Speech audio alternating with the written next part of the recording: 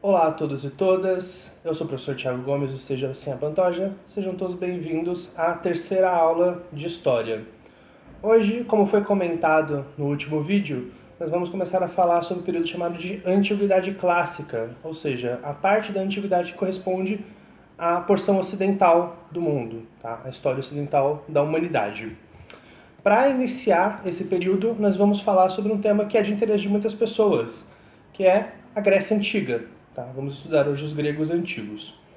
Dois pontos muito importantes para a gente poder falar nessa aula, até para facilitar um pouco a compreensão de vocês e evitar alguns equívocos, são, primeiro, a Grécia Antiga, como nós entendemos, ela não era constituída por um estado unificado, ou seja, um país chamado Grécia, certo?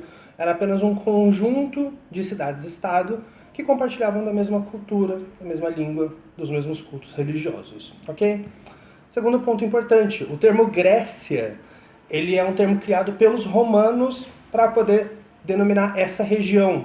Então, ao longo da aula de hoje, vocês vão ver que a gente vai falar bastante sobre helênicos. O que são os helênicos? São os habitantes da Hélade, que era o nome que essas pessoas davam para aquela região que hoje nós chamamos de Grécia, certo? Bom, quando falamos desses povos, dessa cultura, a gente tem que primeiro localizá-los geograficamente. Aonde fica a Grécia, ou a Hélade? Uma região no mundo próximo ao mar Mediterrâneo chamada de Península Balcânica. Tá? É composta por uma península, como vocês já devem ter visto que é na aula de geografia, com um conjunto de ilhas, um arquipélago, que esses primeiros habitantes da Grécia ocuparam. Tá? A Península Balcânica, ela já tinha desde lá do final do período neolítico uma grande população que nós chamamos de pelágios. Os pelágios são os primeiros habitantes da Grécia. Eles muito provavelmente vieram nessa última onda, grande onda de migração humana do Oriente Médio, especificamente das regiões da Anatólia, do Levante e da Fenícia, que hoje nós chamamos de Turquia, Síria e Líbano. Eles se estabeleceram ali durante milhares de anos, mas boa parte da cultura que nós entendemos como Grécia, inclusive a língua, elas vêm de outros povos que migraram para essa região entre os anos 2000 e 1200 antes da Era Comum. Quais são esses povos? Tá? São chamados povos indo-europeus. O que isso significa? Eles vêm da região que fica entre o sul da Rússia e o norte do subcontinente indiano. Tá? Ou seja, são povos asiáticos que migraram para essa região por N fatores. Você tem questão de migração por motivos de conflito, você tem migração por motivos culturais, espalhamento de cultura, você vai ter migrações por motivos climáticos, ou seja, a terra num determinado lugar parou de ser produtiva, a gente precisa encontrar um novo lugar. Como a gente falou um pouco na última aula sobre as comunidades agrícolas. Esses povos indo-europeus, eles vão se dividir em 4, mas primeiro vamos falar desses 3 que vão chegar pacificamente à Península Balcânica, que são os aqueus, os eólios e os jônios. Eles vão se estabelecer e viver numa relativa paz com os pelágios nas regiões de Creta, da Ática, de Tessália e do Peloponeso. Vão formar o que a gente chama de civilização creto-micênica, que justamente é a junção dos habitantes já da ilha de Creta, dos pelágios que moravam na ilha de Creta, com uma grande cidade, uma das primeiras grandes cidades que vai ser formada nesse período, que é a cidade de Micenas, certo? O quarto povo indo-europeu que vai migrar para essa região, ele vai chegar logo no final desse período de grandes ondas migratórias, que são os dórios. Os dórios também vêm da região dos indo-europeus, porém eles são um povo guerreiro, um povo conquistador. Então, a migração dos dórios para a Grécia é, na verdade, um processo de invasão. Ela gerou uma série de conflitos, inclusive a primeira diáspora grega, ou seja, a primeira grande fuga desses povos para o outro lado do mar, certo? Todos esses povos, eles vão compartilhar de algumas características linguísticas, principalmente, religiosas também, mas principalmente da forma de organizar, tá? A primeira forma de organização que a gente tem registro na Península Balcânica são os chamados genos. O que são os genos? São pequenas comunidades agrícolas que se organizavam na forma de núcleos familiares, tá? O que os antropólogos vão chamar de o conceito de grande família. Não é só seu pai, sua mãe e seus irmãos. São pessoas que estão correlacionadas por elos de parentesco, que viviam nessas pequenas vilas agrícolas e que levavam um modo de vida comunitário. Tá? O que significa essa palavra comunitário? A ausência total de propriedade.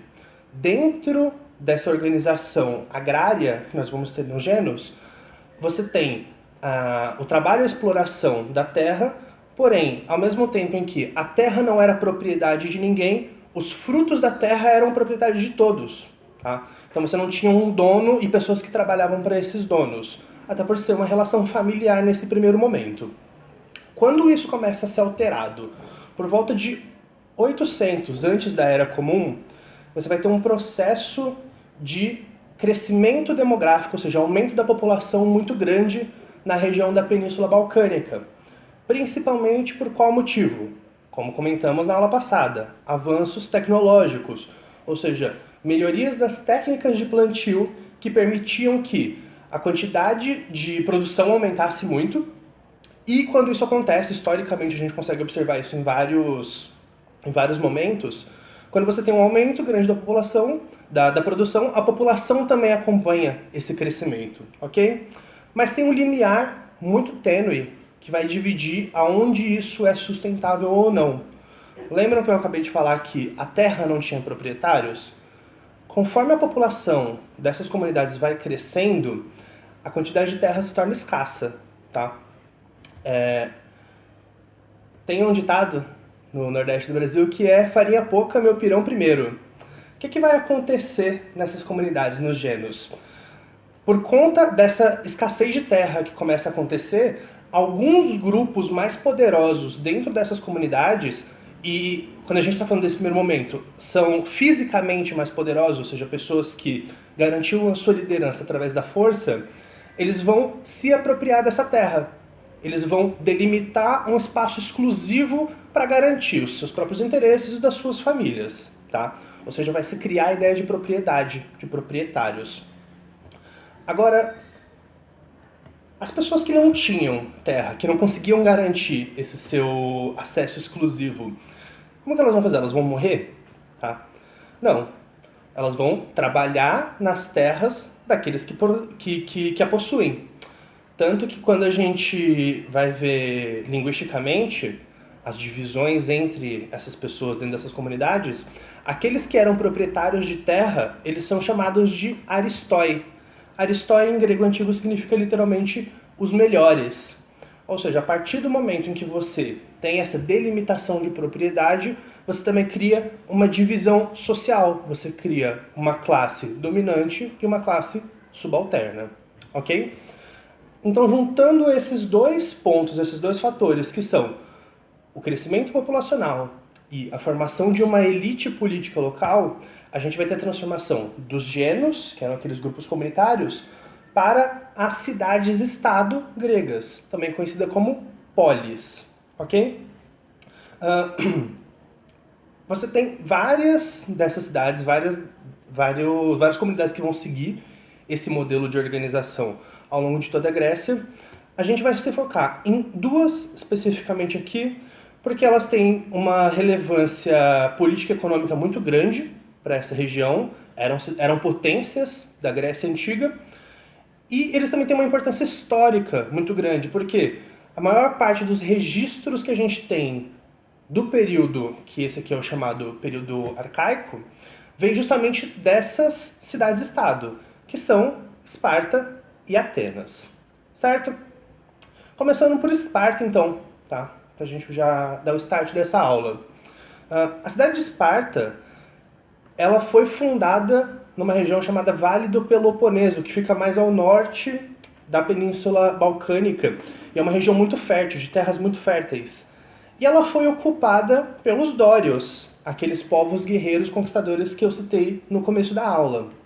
Então, você junta dois elementos que vão caracterizar o que era a cultura, a política, a sociedade espartana, que é um controle da produção de alimentos da região, por eles estarem na região mais fértil da península, e uma hierarquia militar muito rígida, que garantia o controle não só de invasões externas, ou seja, eles se garantiam militarmente na sua segurança, mas também um controle interno muito grande. Porque essa hierarquia, essa ordem militar muito rígida, ela vai servir para controlar justamente os seus cidadãos também. Tá? Então, juntando esses dois fatores, a gente tem o que é chamado de uma oligarquia militarista. Tá? Militarista, por esse fator que eu acabei de citar. E oligarquia, que significa o poder na mão de poucos. Que poder era esse? O poder econômico, que por consequência vira poder político também. Ou seja, a posse da terra, das terras mais férteis da região, elas estavam na mão de poucas famílias, em especial de duas famílias que vão ser muito importantes para a política de Esparta, que são os Ágidas e os Euripôndidas. A política espartana, ela vai seguir bastante essa linha econômica, tá? Ela vai ser um reflexo muito grande dessa organização econômica de Esparta. Porque, primeiro, você vai ter uma divisão social muito forte, onde você tem, de um lado, os cidadãos espartanos, que são os esparciatas, e do outro você vai ter os ilotas, que não são considerados cidadãos, embora morem dentro da cidade, mas eles têm um lugar de subalternos dentro dessa organização social. Eles eram praticamente como servos da cidade de Esparta, não necessariamente dos cidadãos. Eles não tinham direito algum, nem de possuir terras, nem de participar da vida política, e eles eram inclusive atacados constantemente pelos militares, até como uma forma de controlar essas pessoas. Os esparciatas, eles tinham, primeiro, uma obrigação militar para com Esparta, tá? O treinamento militar, além dele ser muito rígido entre os espartanos, ele era obrigatório, justamente para garantir essa questão da ordem social. Mas eles também têm uma obrigação política para com Esparta. A ideia de que o cidadão espartano, o esparciata, ele seja um servo completo do Estado.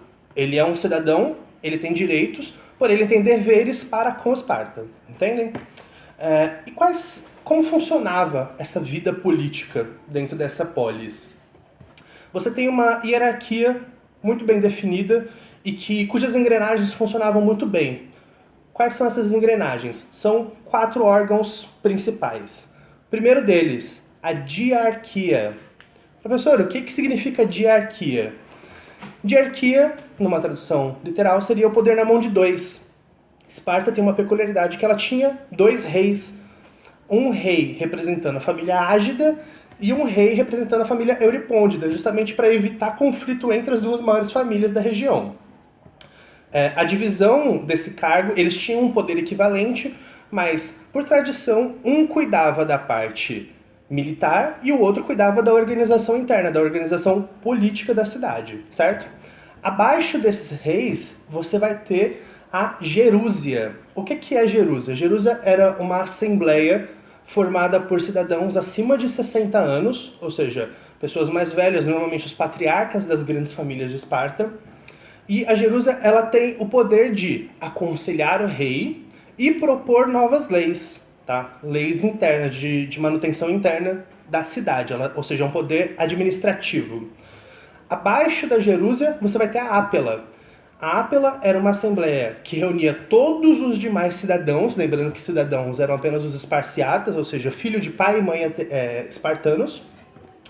E a ápela, ela tinha 2 funções. Primeira, eleger os membros da gerúsia, e segunda, votar, né, para aprovar ou recusar as propostas de leis que esse outro órgão mandava. E por último, e não menos importante, muito pelo contrário, provavelmente era o órgão mais importante de Esparta, que é o Conselho de Éforos. Era um núcleo político muito pequeno, formado por sacerdotes, ou seja, pessoas ligadas à religião, e eles tinham o poder de vetar todas as decisões que todos os órgãos, inclusive os reis, tomavam. Então a gerúsia era o órgão mais poderoso de Esparta. Óbvio que eles não intervinham com frequência, tá, na cidade, mas sempre que havia, por exemplo, uma disputa de interesses entre um órgão ou outro, eram eles que interviam, certo? Agora falando um pouco sobre Atenas, tá? A organização social de Atenas não vai se diferenciar muito da de Esparta, porém a parte econômica e política vai tomar um rumo totalmente diferente do espartano, ok? Primeiro a gente tem que entender a diferença central de localização geográfica de Atenas para Esparta. Enquanto Esparta estava localizada numa região muito fértil, que era o Vale do Peloponeso, Atenas estava numa região com menos terras férteis, uma região mais rochosa que fica ao sul da península, ao sul da Grécia, ou seja, mais próximo do mar Mediterrâneo. O que levou a economia desse lugar a se transformar radicalmente para uma potência mercantil. Tá? Então, em pouquíssimo tempo depois do estabelecimento da cidade de Atenas, o porto de Atenas se tornou o principal porto do mar Mediterrâneo, ou seja, todo o comércio marítimo que acontecia, vindo do Egito, vindo da Fenícia, vindo da Mesopotâmia, vindo da Península Itálica, vindo do norte da África, todo esse comércio passava por Atenas. Por consequência, Atenas também virou um grande centro cultural. Então, quando a gente fala dos grandes poetas, por exemplo, da Grécia Antiga, eles quase todos ou são de Atenas ou passaram grande parte da sua vida em Atenas, assim como os filósofos, os escultores, grandes pessoas de grande importância cultural estiveram em Atenas porque justamente ali era um centro de trocas, não só de mercadorias, mas de ideias também. Por conta dessa economia, né, mercantil, Atenas tinha muitos estrangeiros, tá? E eles vão ser essenciais na organização social. A pirâmide, a hierarquia social de Atenas, ela era dividida em 3 divisões. A primeira delas, vocês tinham cidadãos atenienses, ou seja, pessoas que eram de fato ligadas àquela cidade. Você vai ter os metecos, que são justamente os estrangeiros que viviam dentro de Atenas e, embora não tivessem direitos políticos e sociais ali dentro, eles eram essenciais para a economia porque eles normalmente eram artesãos, prestadores de serviço, tá? Ou seja, construtores, por exemplo. Eles trabalhavam lá dentro, moravam lá dentro, mas não tinham os mesmos direitos que os cidadãos. E abaixo dos metecos, ou seja, abaixo dos estrangeiros, você tem os escravos. Tá? É importante citar aqui que toda civilização da antiguidade exerceu a escravidão em algum período. Tá? A escravidão ela era uma forma de movimentar a economia, um modo de economia que esses povos tinham e principalmente uma forma de demonstrar poder.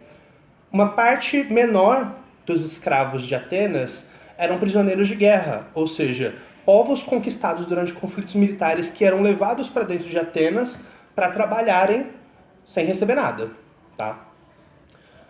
Agora, a maior parte dos escravos de Atenas, e isso é um fato muito importante para compreender todo o desenrolar da política ateniense, era de escravos por dívida. Como funcionava esse sistema de escravidão por dívida? Assim como Esparta, Atenas tinha seus grandes proprietários de terra, embora eles tivessem menos terras do que no Vale do Peloponeso, boa parte dessas terras era monopolizada por grandes famílias, por famílias influentes, tá? Chamados latifúndios. Eles eram muito mais ricos, mas você também tinha, entre os próprios cidadãos atenienses, pequenos produtores que não recebiam tanto dinheiro, vendiam seus produtos ali localmente, porém, em épocas de alguma crise econômica, ou dando exemplo de quando aparece alguma praga na plantação, eles precisavam recorrer a empréstimos com esses grandes proprietários, que como tinham mais dinheiro, conseguiam se garantir nesses períodos de aperto econômico. Qual que era o acordo feito? Você vai pegar esse dinheiro agora, você tem até um período X para me devolver. Caso você não possa me devolver, você vai trabalhar de graça para mim por um período pré-estabelecido. Ou seja, a maior parte das pessoas escravizadas em Atenas eram cidadãos atenienses que não conseguiam se garantir economicamente, tá? Reiterando aqui, essa escravidão ela era por um tempo pré-determinado, ou seja, a pessoa não ficava escravizada pelo resto da sua vida. O sistema de escravidão de Atenas também era bem diferente do que aquele que a gente conhece aqui nas Américas, aqui no Brasil. Primeiro ponto, e talvez o mais importante, o escravo ateniense ele não era propriedade de ninguém, tá? Ele trabalhava compulsoriamente para aquela pessoa, mas ele não era propriedade dela. Isso é muito importante porque mesmo na condição de escravo, a pessoa não perdia o seu direito à cidadania, ok? Essa questão da escravidão por dívida, ela vai ser muito importante para compreender o que vem depois, lá no século VI antes da Era Comum, que é uma grande crise econômica ligada justamente ao escravismo. O que vai acontecer no final do século VII, início do século VI antes da Era Comum? A formação da chamada Magna Grécia, que é um período onde os mercadores e os grandes proprietários de Atenas começam a colonizar várias ilhas do Mediterrâneo, ilhas com terras muito férteis, para poder produzir a monocultura, ou seja, pegar uma ilha gigantesca e utilizar toda a sua extensão para plantar apenas uma coisa, seja só cevada, só oliva. Isso fazia com que a produção dessas pessoas aumentasse muito. Mas quem que tinha poder para bancar essas expedições de colonização? Os grandes proprietários. Então as pessoas que já eram muito ricas em Atenas ficam ainda mais ricas. O grande problema é que, pensem comigo, se você produz mais, você consegue vender mais barato e, por consequência, vender mais. Quando você vai no mercado, você dá preferência, óbvio, a produtos de mais qualidade, porém, você sempre busca o chamado custo-benefício, maior qualidade com menor preço. Então, quando esses grandes produtores chegavam nos mercados atenienses oferecendo muito mais produtos e muito mais baratos, os pequenos produtores não eram capazes de competir com isso. O que significa que eles tinham um prejuízo, eles caíam em dívidas e eles se tornavam escravos. Só que esse ciclo vicioso ele vai ser alimentado durante muito tempo ao longo do século VI antes da Era Comum. O que significa que o número de escravos por dívida em Atenas vai subir drasticamente. Agora pensem comigo. O escravo não recebe pagamento pelos seus trabalhos. Por consequência, ele não consome. Se ele não está consumindo, alguém está deixando de vender. Ou seja, mais pessoas vão ter mais prejuízo, vão cair em mais dívidas e também vão se tornar escravos. Então, esse ciclo nunca tem fim. Isso fez com que, primeiro, as revoltas de escravos estourassem radicalmente e, segundo, o sistema econômico quebrou. Tá? Atenas faliu em menos de um século. Isso vai criar um caos social muito grande. Isso vai forçar as autoridades da cidade-estado de Atenas a criarem formas, estratégias políticas para solucionar esse problema. Entre elas, você vai ter, primeiro, leis de regulamentação de mercado, ou seja, limitando a questão de posse de terra, limitando a questão de lucros. Principalmente, mais importante que pra gente, você vai ter uma lei que vai abolir a escravidão por dívida na cidade, ou seja, vai libertar todos os escravos por dívida. Isso gerou um burburinho gigantesco entre as elites, porém eles sabiam que isso era necessário para poder acalmar os ânimos na cidade.